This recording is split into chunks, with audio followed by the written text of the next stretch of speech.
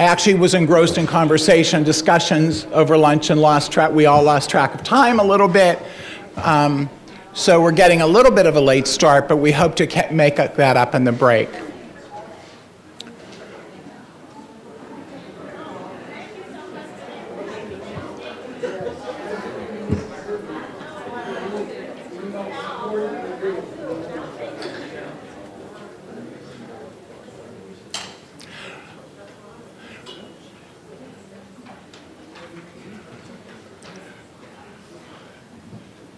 So the morning was very informative, and we promise the same for this afternoon. We're very excited to have our first speaker with us today. Dr. Patricia Braun is a professor of pediatrics, family medicine, public health, and dental medicine at the University of Colorado. She conducts oral health disparity research and evaluation at the Adult and Child Consortium of Research and Dissemination Science. She's the leading evaluator of the Colorado Medical Dental Integration Project and the Smiles Dental Project. She is currently chair of the American Academy of Pediatrics section of the Oral Health Executive Committee. Dr. Braun has been a practicing pediatrician at Denver Health, a large safety net healthcare system, for 23 years. Dr. Braun will speak about interprofessional medical dental collaboration. Please join me in welcoming Dr. Patricia Braun.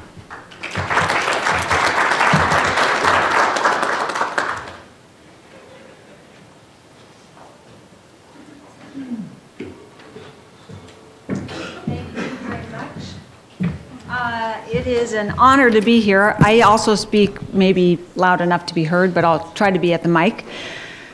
Thank you for that lovely introduction.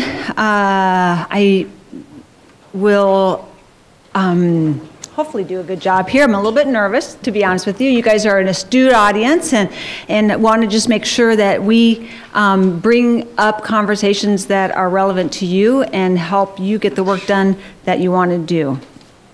Today, I humbly present myself to you. I am a pediatrician. I work at a safety net healthcare system. I'll talk a little bit about my story because I think it gives you some perspective on some of the things I'm going to talk about. So that's one perspective. I have been asked to talk about interprofessional collaborative work. So less about value-based care. I'm going to try to bring in some of those messages. I know Beth follows me, and she's going to talk more on value-based care, just to put that into perspective. So thank you, Beth. And so with that collaborative spirit, I'll talk a little bit about what we're doing at the Academy. That's kind of that high grass tops discussion. And then I'm going to bring it down to a grassroots conversation about some of the things we're testing in Colorado, and what we're learning from those tests, because we are learning a lot, and we want to share what we learn. And as they say, and we say, you learn more from your failures than your successes. There's the failure conference. If you have not ever been to the failure conference, the goal is you bring your failure so that you can teach that and share those findings with other people. So we'll talk about failures. And they also talk about failing fast. So to not be willing to try to make something that's broken work and work and work and work, and sometimes you just have to break the mold and start all over again. So fail often, fail fast, and learn from your failures. So we'll talk about that a little bit. I want to just bring us back a little bit to value-based care. And so when I think about value-based care, I go back to those CMS characteristics, which are, I'll just read them out here. And we practice this day to day. So thank you, Ann, for your talk. We at Denver Health, it's a federally qualified health center. We're a patient-centered medical home, and we all the time try to do no harm, practice safe medical care. That's one of the characteristics of value-based care, do no harm. So what does that look like in dentistry? We'll think about. Help get patients involved with their care. So Sean talked about patient-centered care, patient-centered medical home, and getting this adage of trying to get the consumer or the member or the patient more involved in their health experience. To talk about effective communication and coordination of care. So Sean, you work so much about that IT communication and sharing of a referral and how critical that is. practicing evidence-based care. Now, I have been doing this work for maybe a decade, and I still don't quite know what evidence-based dentistry is. And what I am learning is that a lot of dentists are also trying to figure that out because there's not that much evidence around things. So you can educate me. I'd like to hear your perspectives on that, but that makes it challenging in the work that we do. Try to make the community healthier, and then, of course, try to make care more affordable. Both affordable to the system, you guys are payers, but also more affordable to the consumer. So just thinking about those characteristics of value-based care as I kind of go through some of the work that I do. I don't have any conflicts of interest, to call that out there. Again, I want to tell a little bit of my story. Denver Health is a federally qualified health center. It's the oldest health center west of the Mississippi. It's a very big healthcare system. On average, we provide about 600,000 visits a year. So we're a big system. We have about 150 medical providers.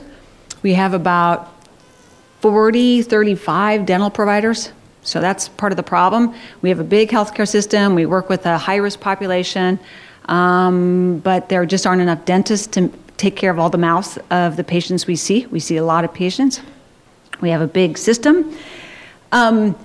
It's nothing glamorous. The last couple of weeks, the heater froze on the water froze on the top, so we had a flood, and then the electricity went out in our neighborhood, so we didn't have electricity, and the walls are peeling, so it's nothing glamorous at all, but that's where I work day to day. You would be shocked if you came to visit me.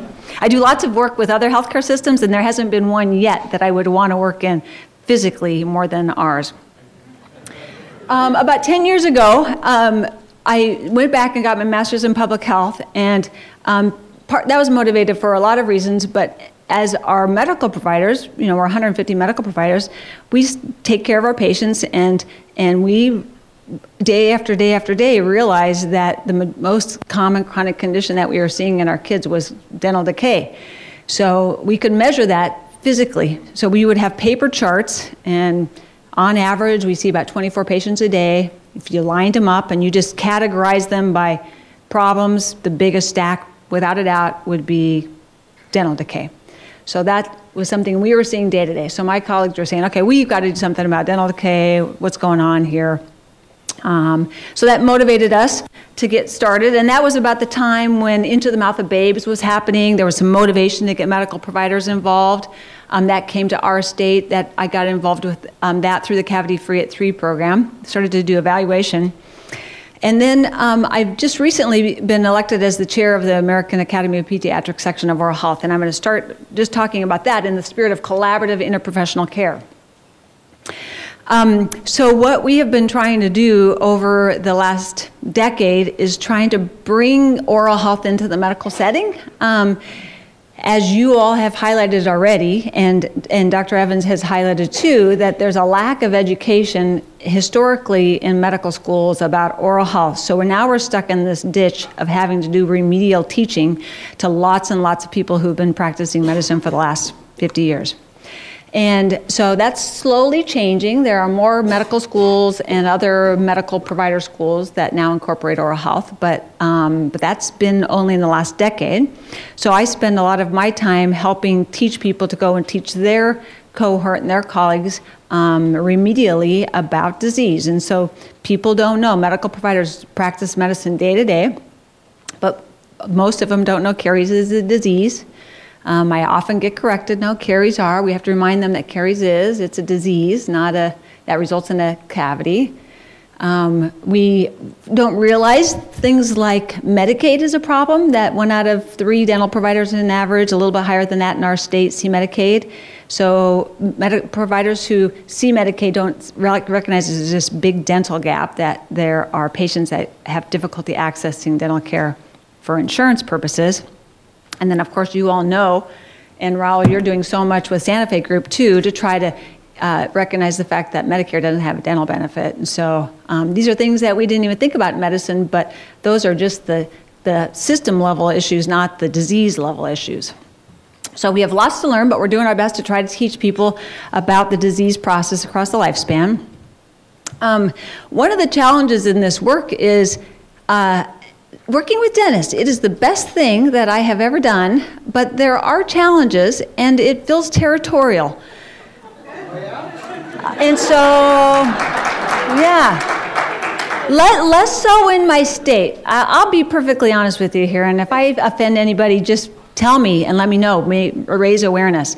In my state of Colorado, Sean pointed out, we are rock stars. We have so many great collaborative relationships where I spend more time with dentists now than I do medical providers. Not really, but on a program level I do. And we have great relationships. It's wonderful. So then I go out, and then I see a little bit of I have a different experience. So I'll share a story with you. So I have the honor now being on the section of oral health and pediatrics, and half of the members are dentists, and one of the dentists took me by the side last year and said, "You need to be careful. You are promoting things that we don't necessarily agree with. I'm just communicating the message that was shared with me. The caution about fluoride varnish, caution about dental hygienists. This is somebody that you probably know." And so I was taken aback by that. I was actually shaking in my boots saying, "Oh my gosh, am I doing harm?" And but that's the climate still. So that intra-professional dialogue is so difficult, and then you can imagine what that does interprofessionally. And you guys are dental public health experts. You get this, but you also know that there's a whole spectrum of perspectives out there. So think about that. But we can collectively say, both from pediatricians, family docs, PAs, and Anita Glicken ran the PA program in Colorado, and so I see Anita all the time. And Mark Deutschman is my best buddy, and he's the family doc, and so we do lots of stuff together. And collectively, we know that oral health is essential to overall health. The messages we give are that ultimately we want to get patients to a dentist. I haven't met a pediatrician or a medical provider yet that says, "Ditch the dentist, I'll do this." There's no way. We do not have the time for that. So we need dentists. The goal is to get a patient to a dentist. But sometimes I think there's a little bit of a threat there. It's like, okay, what are they trying to do? Take our jobs away? Ooh, boy, we don't. So, and I think that I can speak collectively for my profession that we are not interested in becoming dentists at all. We need you. Primary care providers want to prevent disease, and so the idea of prevention really resonates with us. Why wouldn't you want to prevent something that's preventable? So let's take that approach. But we also recognize that getting existing disease treated is essential. And so once the cat's out of the bag, then it has to be treated, and dentists are the only people who are treating that, can treat it. And so that's essential that they get to a dentist. And then Sean mentioned at the end of his wonderful talk, thank you, I'm not a comedian or an entertainer like you are. Someday you'll have to bring out your guitar or whatever it is you play. And what is it that you play? Okay, very good. And that, boy, there is no need for competition. This is too big of a problem to compete or think that one size fits all or that one program is the best. And so we've got to learn from each other and recognize that one size doesn't fit all. So talk about that a little bit. I want to just briefly speak about that collaborative interprofessional work. So the Academy of Pediatrics, we're a section of oral health. It started out as pediatric dentists. So thinking about that collaborative work, our membership is as many dentists as docs, physicians. So that's that spirit of that collaborative work. Our executive committee is equally dentists and pediatricians. So we meet at least face-to-face twice a year and do lots of virtual visits throughout the year, trying to work on issues. We have liaisons from all of the major dental associations that come and meet with us and work on problems. We write joint policies, guidelines, statements, and we work together on advocacy. One of the processes that we do, and I need to be careful of my time, so let me know, is the way the Academy works is that it really is a membership-driven organization, and there's a process called resolutions. So any member can bring a resolution to the AP that they feel is important, that they want to change the practice. And then these resolutions are crafted, and then they come to the AP leadership and are critiqued, judged, debated, and then through a multi-day process, members' leadership across the states vote on resolutions, and the top 10 and the resolutions that win, the top 10 come to the top, and the Academy says we will implement those top 10 resolutions that you, as our members, feel are important. So one of the resolutions last year was called Don't Let Another Child Die in the Dental Chair, Caleb's Law. So I don't know if people know about that. Just briefly, I don't know the case too specifically, but there was a child in California who had an oral procedure in the dentist's office, and there wasn't another person there to attend the airway, and the child ended up dying. And that was a pediatrician's child.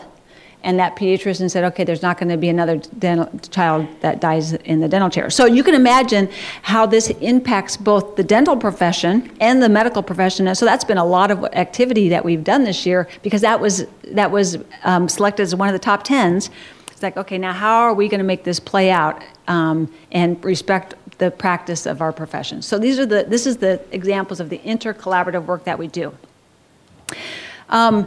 Again, I know this is not value-based care, but this is collaborative work. I just want to shout out that the primary site for community water fluoridation, the Campaign for Dental Health, and the ILikeMyTeeth.org falls into the AAP's lap. So it's kind of weird. You've got community water fluoridation. Where does this live? Pediatricians. So Delta Dental funded it. Thank you for that. That work is really important. But again, I just use that as an example of how collaborative we are on the pediatrician side. We continue to try to help pediatricians advocate for oral health. And so when we think about interprofessional practice, the first thing is that provider buy-in, that recognizing that this is a problem and that we can advocate for that. So we have lots of tools that dentists use too, that includes advocacy toolkits when you go to the Hill, how to do grassroots advocacy in your home, how to tweet. So I'm a tweetiatrician. And so that's what we're called. So we get these tweeting storms, and oral health is on there. It's like, okay, tweetiatricians, time to go to work and to use social media. And I'm old enough to not be a good tweeter, but that's the world we live in, like it or not. So we've got to learn how to tweet. So things like that. And then all this remedial teaching. So things that we continue to support and try to maintain are these tools. These tools that we need to train medical providers. So the Smiles for Life curriculum. Somebody said maybe it's not Smiles for Life based on maybe smile shouldn't be the value, maybe it should be Bite for Life. Something to think about. All of these other resources, these nuts and bolts that have to be there if we want to teach medical providers about oral health, because if they're not there, then it's not going to get done. It has to be done easily. So those are some just grassroots collaborative interprofessional medical dental work that I wanted to highlight to maybe raise awareness that at the Academy there's lots that's happening at the AAFP. Hugh Silk and others, Mark, are doing a lot, and so there is work out there that's moving. So then I want to talk a little bit about how these efforts are playing out to give you a sense of where things are. Marcia Brand gave me this idea, and she says, you know, leveraging the medical home just makes sense, right? So medical providers read x-rays all the time, but they're not radiologists. Medical providers drain abscesses on a groin all the time, but they're not surgeons. Medical providers will splint, cast, broken bones, but they're not orthopedic surgeons. So why wouldn't it make sense for a medical provider to get a little bit of knowledge about that oral health is that beginning of that gastrointestinal system and start to relate that to its impact and its relationship to the rest of the body. So it makes sense that medical providers have a higher level of oral health knowledge, and now what they do about it is something else. So now, as you know, or if you don't, I hope to educate you that oral health promotion by medical providers is endorsed by the AAP, the ADA, the APD. So what does oral health promotion look like? It means talking about it. It means doing anticipatory guidance. We call that anticipatory guidance. You call it oral health information. Putting on fluoride varnish where applicable, and coordinating a referral to a dentist. And these oral health promotion activities are really expected of us for our patients. It is part of our EPSDT screening, so early periodic screening diagnostic testing. That's really essentially what our guidelines are for Medicaid patients, that this is something that we should do. So it almost isn't a should do anymore, it's a kind of must do. Then there's this U.S. Preventative Task Force recommendation B that has influenced private payers. And now all 50 states, 10 years ago, just a few states, 14 states reimburse medical providers for these basic oral health services. But now all 50 states reimburse medical providers for fluoride varnish at least. So that's come a long way. But payment may not be driving behaviors too much. We just finished our periodic survey of our pediatricians. So we surveyed them in 2008, 2012, and we just did it in 2018, and asked them about what they were doing around oral health promotion in the medical setting. What we learned that there are fewer barriers than they reported 10 years ago. Fewer reported that there was a barrier to billing for fluoride varnish. Fewer reported that there was a lack of adequate training. Fewer commented that that they had inadequate time. Question? When you're billing the fluoride varnish, are you using a medical code as compared to our dental code? Is it a different code? That's a really good question. There are both a CPT code and a CD code, but also a D code. So it depends on what state you're in. But there was lots of effort to put in a CPT code so that D1206 wasn't used. What we're learning from most states is that the medical providers getting paid from as Medicaid as an example, from the Medicaid medical benefit, not the dental benefit, so that there isn't this competition for doses through the year. But that's a driver. That drives behavior. But what are the medical providers doing? Well, about 50% of people surveyed in 2018, pediatricians, these are pediatricians, about a third of them are doing risk assessment, so that's better. We didn't ask that question in 2008, but we did in 2012. So 1 out of 3 pediatricians responding said they did risk assessment. About 16% of them did fluoride varnish. So is that good or bad? Depends on your perspective, right? Is the glass empty or glass full? Of those, about 1 out of 4 bill. So I think billing is a bit of a hassle, so they just do it and don't bill. Half say they can identify caries. Again, these are the people, 50% of respondents, and about a quarter can recognize plaque. So, is that better? Maybe. We're moving, it's a positive trajectory. We still have a long way to go. One thing about if you start at 0, anything but 0 is an improvement, right? So we are improving it. If you look at the fold, we are folding this, but we have a long way to go. But 10 years, so maybe that's not bad. Just a little bit of a story in our health center. What I hear from our pediatricians is, I don't want to do anything if it's not going to make a difference. I want evidence to show that oral health promotion makes a difference if I'm going to take the time to do that. So we wanted to know if it made a difference. So about a decade ago in 2004, we said, okay, if we start to promote oral health at our big system, does it make a difference? And so we called in a random sample of our kids, 3 years old, before we started our Cavity-Free at 3 program, measured their dental decay rates. At that time, we were working with Raul and others on a big NIDCR grant where we had calibrated hygienists who were measuring disease in all these disparity trials, and so they measured disease. And then we implemented this and trained all our providers, our medical providers, on oral health promotion, and just getting them to change their behaviors and adopt some messaging, give some education to families, apply fluoride varnish, get them to the dentist. And would that make a difference in their disease? We gave them these handy-dandy kits so that it was easy for them to do it. So every well child care visit, this kit was just right there so that the medical provider said, okay, my tool's right there. And then we looked to see if there was a difference, sorry. And so here on this graph I'll show, here we measured disease initially, we measured it a couple of years later, and then we measured it, I don't know, maybe 4 or 5 years later. I have to look at my dates again. And what we saw is that we wanted to get kids to the dentist, but we met a plateau. We were only able to get about 30% of our kids to a dentist because there just are not enough dentists who take kids by under 3 with Medicaid. So we tried, and we raised that bar, but then we really have hit that plateau. So that is going to influence what I'm going to talk about next. When we were able to get at least 4 fluoride varnishes on kids, either by the dentist or by the medical provider, we wanted to know, okay, does fluoride varnish make a difference? There was so much emphasis on fluoride varnish, right?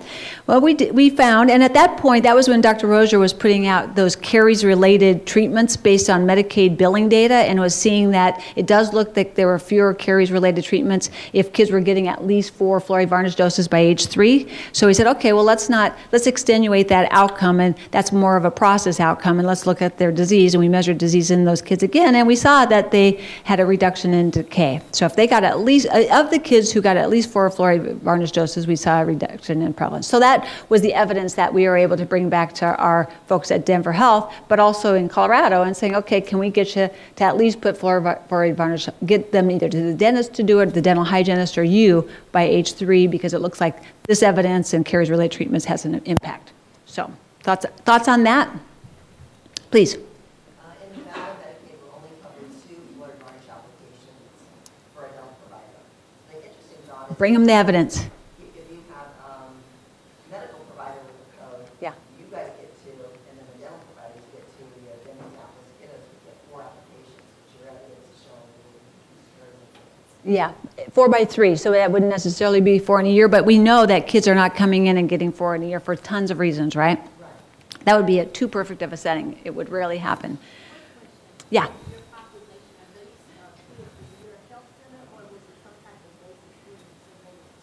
So these are our kids using our health center. So the criteria for this was they had to be at least 3, and they needed to have at least 2 visits within our system to call them a user, and they had to have at least 1 visit in the last 18 months to show that they were a relatively recent user. And then we randomly selected them and called them in.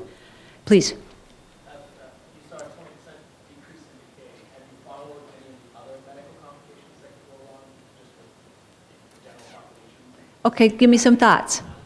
Like what? Diabetes, Okay. anything like any other medical disease? I'd be interested in hearing what your thoughts are.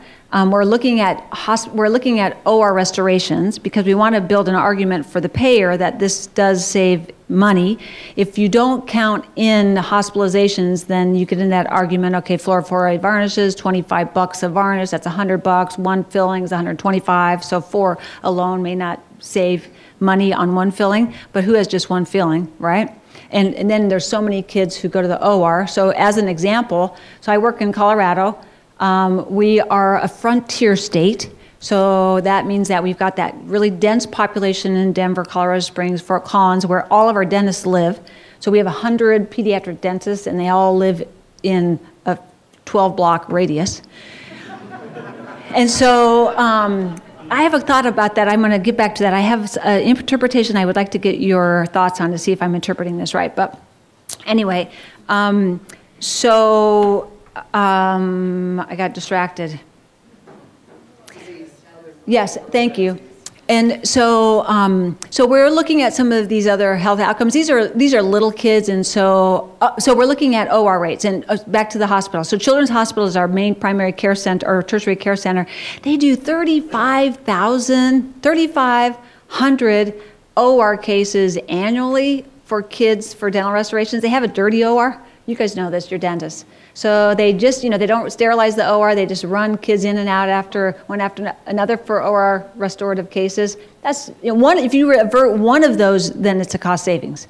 So we're looking for, so our work is trying to build a financial argument so that Medicaid, when we ask them to approve 4 by 3, say, okay, show me that's going to save us money. It's the bottom line. And that's the world we live in. The bottom line is really real. So thinking about, okay, please. Looking at ventilator-associated pneumonia rates. Oh, interesting. Hospitals, an association with plaque. Yes. Same thing, you know, low incidence, high cost. Yeah.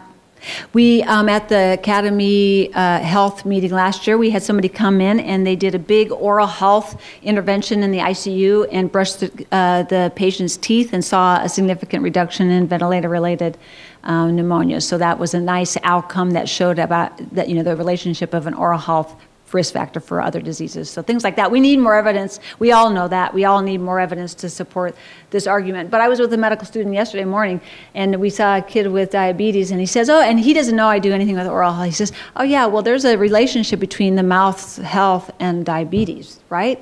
So here was this, it's like, okay, well, if something he heard in medical school is he listened to it, and the fact that a medical student told me that was, yay, okay, we're making a little bit of a leeway. So thinking about what medical providers can do, one of the things that we relate to is population health. And so in our system, I'll speak anecdotally, a couple of years ago we got a big CMMI grant to categorize our patients' risk and to implement services based on their risk. So we tiered our patients. You know this is the whole population health perspective. So let's apply this to dentistry. So a lot of the pediatricians that I work with at the AP don't all serve a poor population. They will serve a high income population where they have a dentist maybe in their mall who's their good friend, and that dentist sees their kids. So they don't need to do as much for those low-risk patients. They may support them, say, we love the fact that you went to the dentist, keep doing that. But do they need to put on fluoride varnish, or do they need to do more? Maybe not. Maybe they've already got a system that works for them.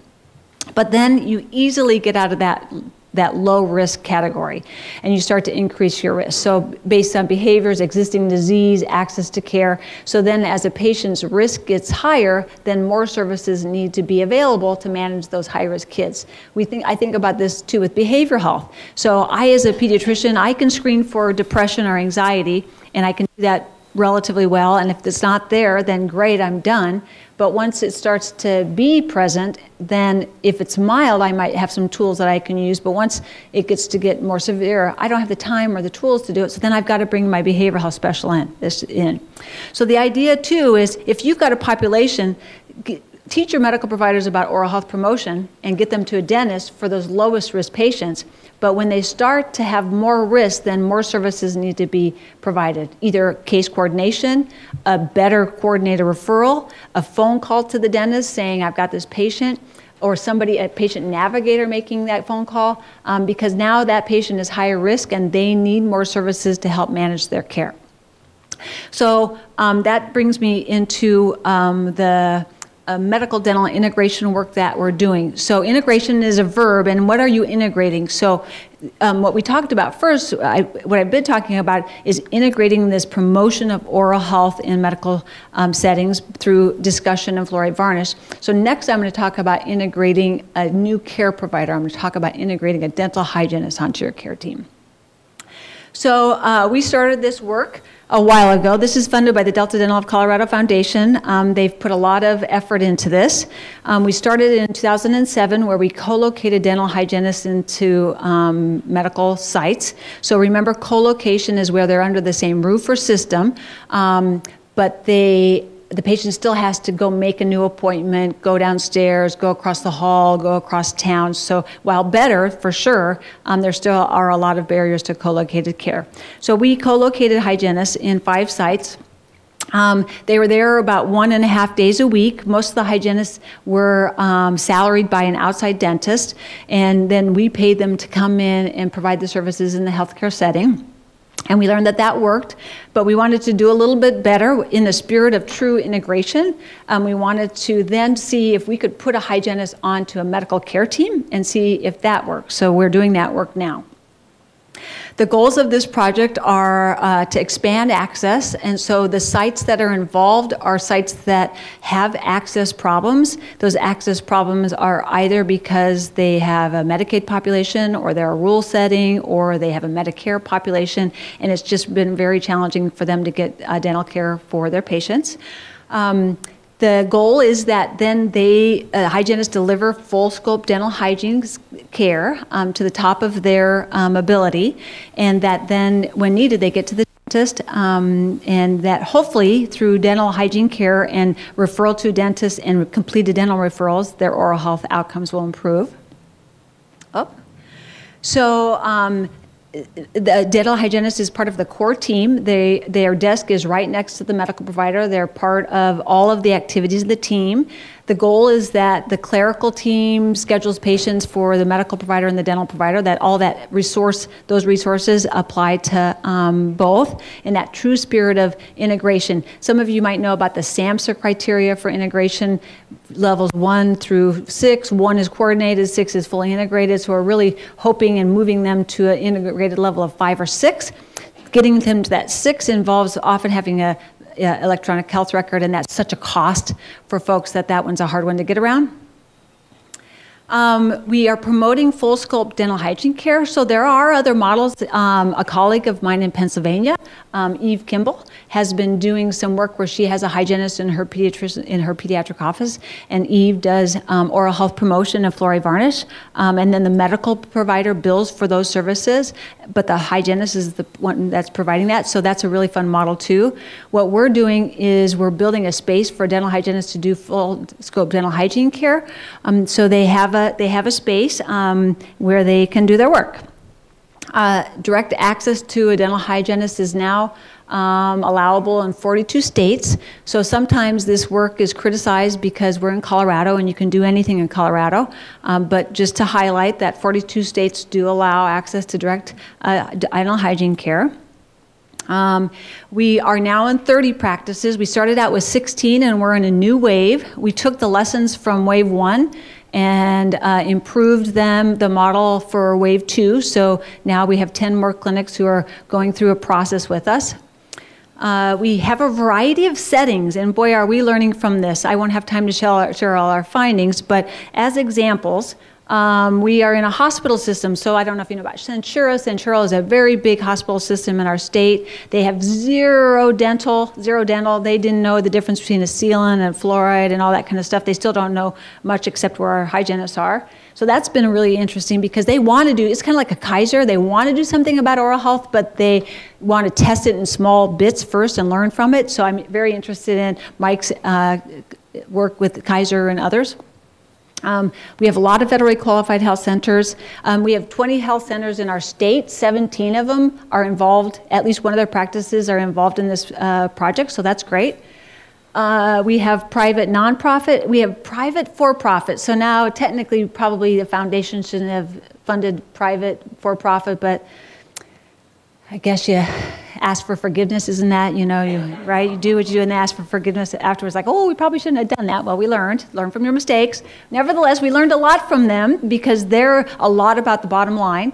As Dr. Geierman always tells me, no margin, no mission. If you can't give away care, you've got to be able to get reimbursed for it. And then there were a few still who were testing this independent dental hygiene model. So in Colorado, a dental hygienist not only can clinically practice, but they can bill for their services. And so could a medical practice contract with that independent hygienist, and that hygienist does independent work? That's a minority of these examples. Most of the practices have hired the hygienist on as staff. It just contractually is a lot easier. It's from the business perspective.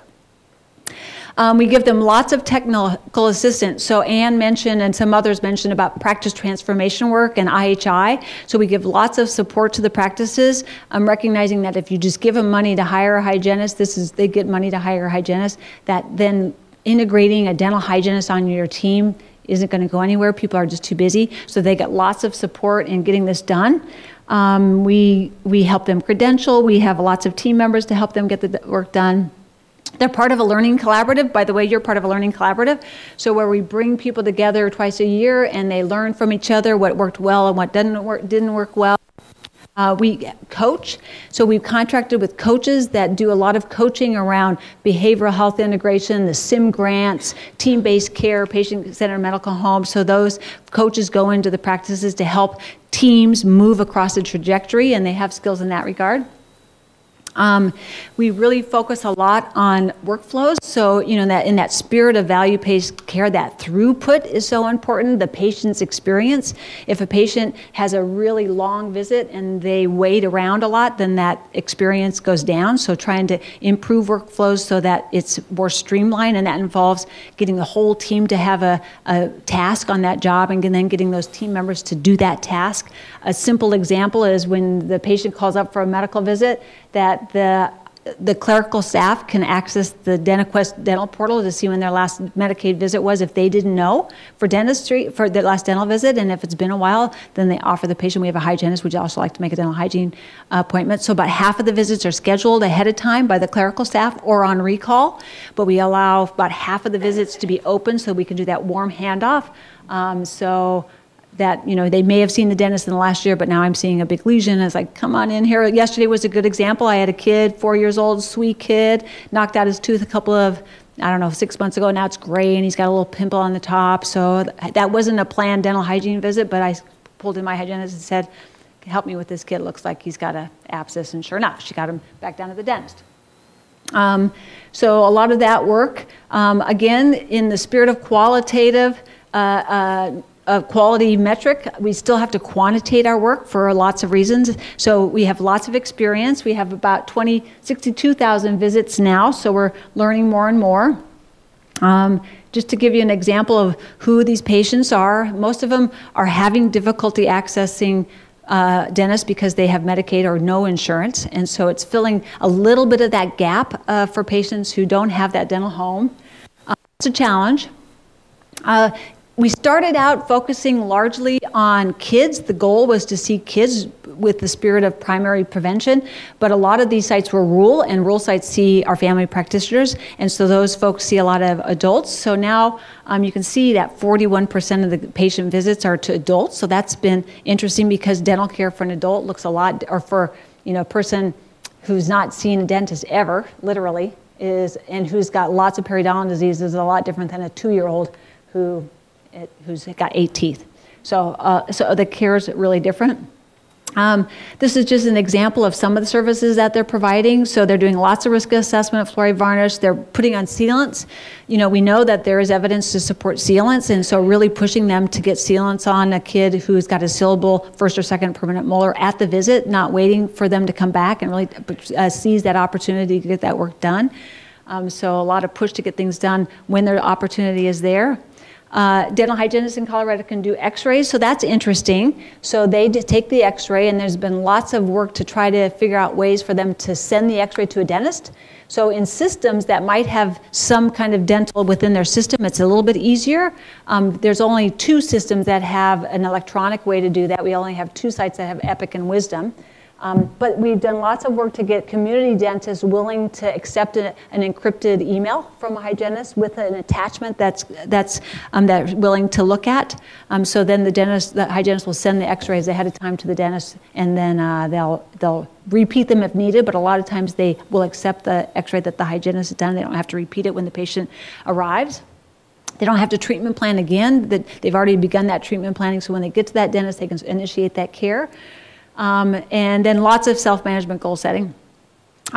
We have put so much work in tracking if patients get to the dentist, so we know that for restorative care and for other that the patients have to get to the dentist. So we have at least 57% who've gotten to the dentist. That's a super hard metric to track. We put a lot of work in that, tickler files, calling up, checking. So at least 57%.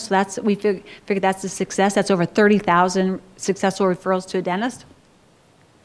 So what are the medical providers think about this? So thinking about, we haven't heard about the triple aim or quadruple aim yet. People have referred to it, but that quadruple aim is the provider engagement and provider satisfaction. So what do they think about it? We surveyed medical providers in these settings, and they get the message. They know that oral health is important for overall health. 2/3 of them felt they didn't have time to do oral health work. Again, remember, a lot of these are seeing adult folks. Only 3% of them didn't think an integrated hygienist was a good idea. So 97% felt it was a good idea, presumptively. It made sense to put a dental hygienist on their team. They thought it was more convenient. So just a little snippet of what the provider's experience is. And then, of course, just really briefly, but probably most importantly, is the patient experience. What does the patient think about this? And so patients overwhelmingly who saw the hygienist felt that this made sense. They liked it. They would rather go to a medical office with a dental hygienist than one without one. But just a caveat to this, these are the folks that are seeing the dental hygienist. And one of the things that I want to end on is that, going back to that patient population health, is that this is a emerging possible good model for patients who have access problems to dental care. I wouldn't necessarily recommend this for those patients who have a great dental home already, or they live in a setting where there are dentists who can see them. I don't think it's necessary. But for those folks who are having an issue accessing care, that is important. So I'm going to end on my interpretation. So when I hear about Marco giving his statistics, I'm trying to interpret them, and I've had some conversations with some other people here today about this polarization of dentists. So you've got a lot of dentists who are working in a more insured population who are feeling like they don't have enough patients. Is that accurate? So there was maybe too many dentists seeing an insured population, and I know from my work with the Delta Dental of Colorado Foundation that they've got resources to give because their members are not using their benefit. So their insured members aren't using their benefit. So that puts a little bit of a crimp on dentists who are seeing Delta Dental insured patients because those patients aren't getting in, and that hurts their bottom line. So you've got that story in contrast, and you all would know what % of Americans have private dental insurance? A third? Half? What would you say?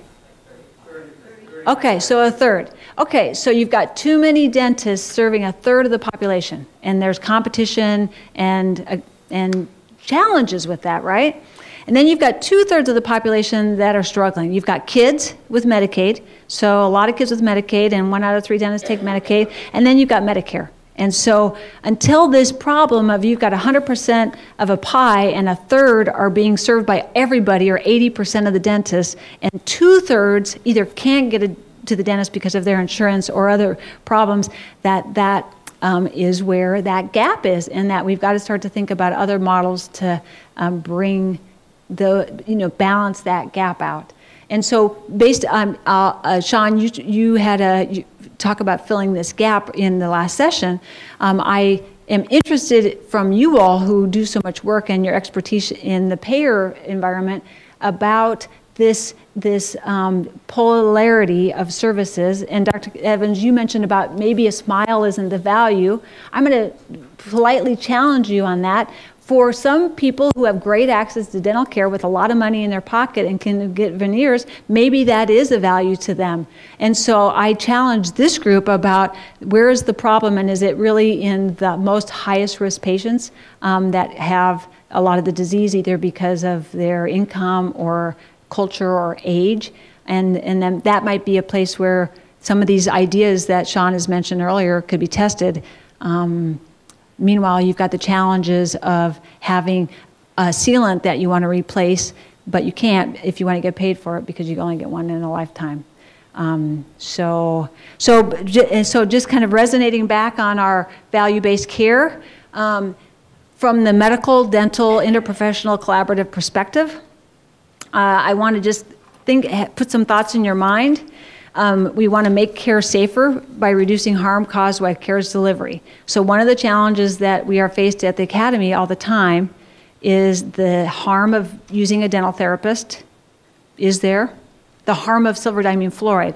So that's really a topic. We've got very few, but a few pediatricians who might want to try this in rural settings. So is there harm to that? I don't know, but we don't want to provide care that could be harmful. So we need to have more reassurance and more evidence to support the work that we do, that we don't cause harm. I have dentists telling me that hygienists can't provide adequate care and that they're harming folks. So again, I'm just sharing messages that we get. We want to help patients get more involved as partners, and so thinking about what their priorities are, helping them see that there are options for them to get access to dental care.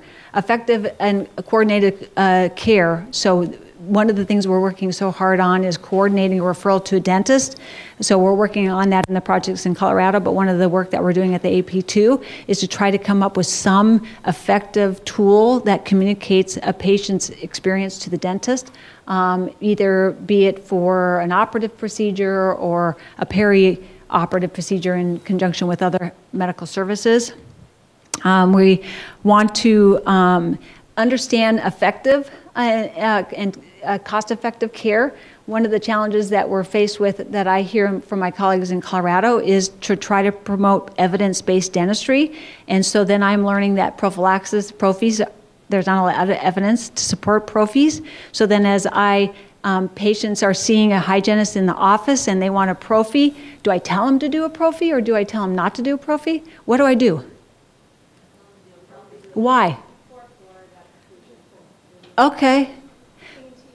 Okay, so then I heard debate, and again, I've got my 1 minute mark. So we are asking that dentist, if they see the patient, could you put fluoride varnish on? They're like, no, you got to do your prophy before you put fluoride varnish on. So then I get mixed messages that fluoride varnish actually adheres better to the teeth if there's a low blood plaque versus, no, you want to have those teeth clean. So I'm not going to get into a debate about the science of that, but I emphasize that example because there is contrary evidence or at least messaging of evidence, and so that makes it hard to communicate to folks because there's just that confusion. So that's just an example. Working with communities, and then last but not least, make care affordable. And so I'll finish with one comment. One of the things that we have learned in medical dental integration relays back to the payment. And so as a medical provider, I can see a patient any day if I needed to. If I could legitimize that care, I could see them day after day after day. I could do blood pressure checks, I could do oxygen checks, I could do et cetera, et cetera. So that's what's happening in a medical setting. People are coming in all the time for lots of visits. On dentistry, there's the payment structure, which limits the visits to every 6 months or every year. You've mentioned a couple of examples.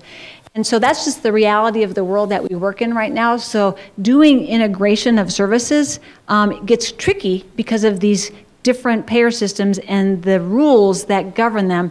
And so one of the lessons that we have learned that you have to really think about that when you're trying to build a financially sustainable model with integrating dental hygienists is that you've got this payment restriction around dental care so that then it isn't necessarily available at every visit. Even though patients sometimes want it. Yeah, I want to see that hygienist. Oh, okay, sounds good, but you were seen 2 months ago, they can't see you again because of payment and those kind of things. So those are some of the real life challenges that impact this work that I'm interested in hearing how folks in Oregon are getting around some of these issues and hearing what their experiences are.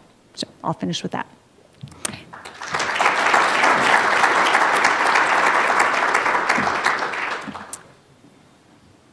Questions? Jack. So if we happen to not get to everybody's question, Dr. Braun and Dr. Merz will also be available during the discussion session, just as a heads up. Hi. Good afternoon, Jack. Nice to see you. Good to see you, Patricia. Question I have, and it's not about kids. Yeah. And it's not about physicians doing dentistry, if you will. Yeah. Just 2 weeks ago, I had two very well-known surgical nurses in Arizona approach me. Said, Jack, we got an issue in hospitals. I said, what are you talking about? I said, if a patient goes for surgery in a hospital, the physician, surgeon, whomever, does exams and stuff, and if there's an infection in the foot, the leg, they postpone the surgery. Trouble is, if there's severe or advanced periodontal disease, which is a major infection, inflammatory process, they don't look in the mouth. And what they shared with me is they're both familiar with at least 2 to 3 post-surgical disasters that led to patients being quadriplegic. Oh, my. After the surgery that had nothing to do with those organs and body parts, but was directly related to the fact that they had inflammation, infection from periodontal disease. As much as I appreciate this in the right direction and all the stuff we're talking about, I think we really need to look at, when we're looking at integrated health, it's not just physicians doing fluoride and dental hygienists, this or that. I want to see in hospitals, in ORs, as patients come in for surgery, that they get a proper oral exam, check the box on periodontal disease. And if a physician doesn't know what they're looking for or how to measure it, then we need a dentist, a hygienist who really know about this to do it to prevent these kind of catastrophes. I don't have the data how many cases a year, but it blew me away just to hear of a few, because the dentist did not, the physician, the surgeon, did not look in the mouth to assess that they had severe periodontal disease. If we want to be safe and stuff, that needs to be added to the equation, in my opinion. No question about it. And just getting docs to look in the mouth and think about it is really important. So back to Judy Haber, HENOT, making it part of checklists, making it not so hard to find a place to document it. So Sean, you mentioned, okay, some providers mark it here, some providers mark it there, so that you have to think about where you're going to put it. Those are all just barriers to not only thinking about doing it, but putting it down. Evidence, we have anecdotal stories about that. I would call those two stories anecdotal. We need more evidence if it's possible to support that, but also there's some common sense to it, right? We have these stories about oral hygiene in ventilated patients and reducing ventilator-related pneumonias. So again, a little bit of a distant association, but probably causal. So to get more stories out that tell those stories. And then I forget who it was, but there's you guys will know who this was, the checklist. The hospital checklist where yes, so that before anybody goes to the operating room, you check their name twice, you make sure that the limb that they're going to have amputated is marked, you ask the patient beforehand, we going to amputate your left leg? And just these check boxes that you have to do and literally check them before you can do that. So, or at least somewhere in that process, right? So that it just becomes standard that the oral health in the mouth is looked at with that in mind when you're taking somebody to the OR. Yeah. Hey, Patty. Great presentation. Thank you so much. And nice kudos to to see you and your colleagues for the amazing progress you're making in Colorado. I bet. So early in your talk, you mentioned about, I don't want to be a dentist, and I don't want to need pediatricians want to be dentists, and we want dentists to be what they are and do what they do. But then you mentioned the problem that you cannot get dentists It's a problem. to see so many of your patients in need. And you're doing, I think, an interesting and exciting model using hygienes and co-location of dental hygienes in your settings of medical care. What about dental therapists? I mean, that to me seems like a no-brainer. Like it's a hello. Yeah, well, you guys know the arguments about dental therapists better than I do. So it feels to me like dental therapists absolutely have potential. It seems like the education of them needs to be resolved, that there's this big conflict about undereducation and doing services versus highly educated and doing the same services. So some revision or update or confidence in their educational process needs to get done. That doesn't seem like it's that hard to do. Right? But there are some models that have been evaluated. I know that the Robert Wood Johnson Foundation maybe funded Beth to evaluate the dental therapist program. I forget, maybe Dr. Chi, I don't remember who evaluated that. But there is a role. Thank you. Beth? No. Mary. Oh, Beth, yes. Thank you, Beth. So, Mary, you can tell us. So, but what I hear from you all is that that's a potential model, but there needs to be a little bit more thought and effort putting into the educational process so that people have a bit more confidence in the model. So my name's Mary. I run one of those educational programs, the one that's undereducated in many people's minds. I will ask you to please not use that phrase again. Okay. I'm just communicating, just the messenger. Educated at the appropriate level so that they can competently do the services that they are allowed to do within their scope. So what words would you give me when people challenge me with that kind of language? That they are educated well and competently. And there are education standards that have been approved by Commission on Dental Education that, those are the standards we should be looking at. And those standards do not require anything more than equivalent of 3 academic years of education. Just an FYI, that is an upcoming resolution at the AAP is to advocate for dental therapists, and so we are supporting that. Who knows if it's going to get passed? So at least the pediatricians are recognizing that there are these gaps and there needs to be alternative workforce. Now we're getting some conflict from some dentists, and that's to be expected, right?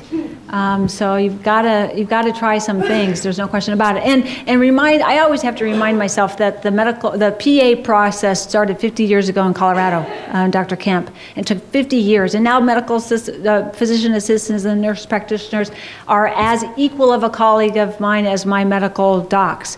And so it takes time, but there is definitely the potential for a mid-level provider, that AAP, and they can fill a gap that needs to be filled without a doubt.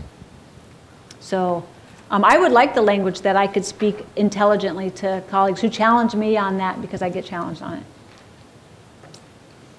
Comments, questions, thoughts? I have a quick question. Oh, please. Thank you very much for your talk. It was very informative. But when we talk about medical dental integration, often we talk about it as a unidirectional activity. But I think it really needs to be considered bidirectional. So, and I'll give you an example of one that I see an opportunity for dental providers to participate actively, and that's in HPV vaccination. Absolutely. So now we know that, HPV infection is a major cause, primary cause of oral cancer, and yet, and we have this workforce that sees that age children, preteens and teens. Dentists see them probably at a greater rate than do physicians at that age. They do. So what are your thoughts about integrating dentists? And I know this has a lot of Practice Act implications, so it's not going to be a simple fix, but what are your thoughts about incorporating dental providers into that? 100% yes. So the Academy of Pediatrics, I'll speak on pediatricians in general, absolutely advocate the dental providers provide HPV vaccine whenever possible. Recognizing that in a healthy kid, you'll see a pediatrician after 3 once a year, and you see a dentist twice a year theoretically, right? So you do have twice the number of opportunities to do something, and HPV is a really good example, especially in those teen years.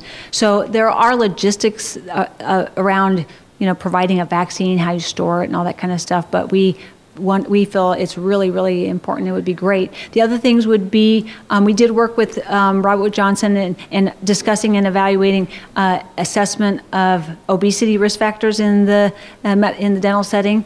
So that's been one that we started to look at, recognizing that obesity and caries have so many common risk factors, right? Hypertension screening, one of the things about that is it's tricky for us to diagnose hypertension, but you certainly could recognize an elevated blood pressure and refer based on the elevated blood pressure. And then someone mentioned earlier about hemoglobin H1C screening, and so that would certainly be something, if the logistics are sorted out, that could be done with a referral for an elevated number. I think one of the things would be, would you expect then a dentist to manage diabetes? No, it's really screening and recognizing for risk factors, either through history of physical lab result that then refers them to the provider, and so working collaborative for sure. So on that note, again, I'm literally speaking. I had a clinic yesterday morning, and one of the patients, the last visit I saw, was seen by a dentist, and we have integrated medical record, dental record, and in the dentist's note was the last 3 hemoglobin A1Cs, because this patient had tons of acanthosis, and I said, right on, that's really great. So he obviously saw the acanthosis, saw the weight, looked to see if the patient had been screened, and actually took the time to document it in his note. So that was great. So if you do have questions, you can touch base with Dr. Braun during the discussion session that will take place after Dr. Mertz's presentation. But thank you so much, Dr. Braun. That was wonderful.